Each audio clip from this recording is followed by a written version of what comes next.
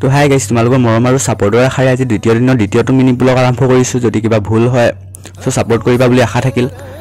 কালি মানে বৰগীত আছিল, সেইকাৰণে কলেজৰ পৰা সোনকালে আহিছিলোঁ। তোমালোকে আগৰ ভিডিঅ'টো দেখিছিলাই। তো আজি মানে নৃত্য আছে, মই বহুত এক্সাইটেড হৈ আছোঁ আজি বাৰু কেনেকুৱা হয় কলেজখনত। তো তোমালোকৰ কলেজৰ ডাইৰেক্ট ফ্ৰণ্টৰ পৰাই দেখাই আছোঁ। তো সকলোৱে দেখিব পোৱা মতে আজি মানে কলেজৰ মুখখন ইমানেই সুন্দৰ লাগিছে। কিছুমানে যদি ধুতি পাঞ্জাবী পিন্ধি আহিছে আৰু কিছুমানে চাদৰ মেখেলা। আজি মানে পৰিৱেশটো বহুত শান্তি লাগি আছে। ভিতৰলৈ সোমাই চাওঁ আৰু কেনেকুৱা হয়।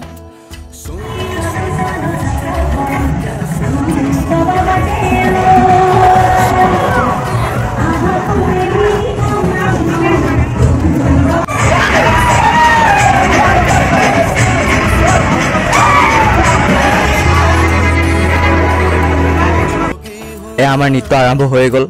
কালি মানে এটা বা দুটা ল'ৰা ছোৱালীয়ে নাচিছিল, আজি মানে সকলোৱে নাচিছে। তাকে দেখি ময়ো এপাক নাচিয়ে দিলোঁ। এফালে যদি সকলোৱে মানে কি নৃত্য নাচি ক'ব নোৱাৰা হৈ আছে আৰু এইফালে কিছুমানে কাজিয়া লাগি আছে।